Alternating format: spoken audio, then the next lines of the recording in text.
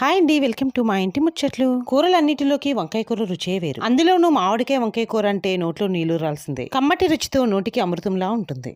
అలాంటి మామిడికాయ వంకాయ కూర కోసం ముందుగా స్టవ్ ఆన్ చేసుకుని కళాయి పెట్టి దానిలో ఆయిల్ వేసి ఆయిల్ కాగిన తర్వాత ఉల్లిపాయ పచ్చిమిరపకాయ ముక్కలను వేసి వాటిని కొంచెం మగ్గనివ్వాలి.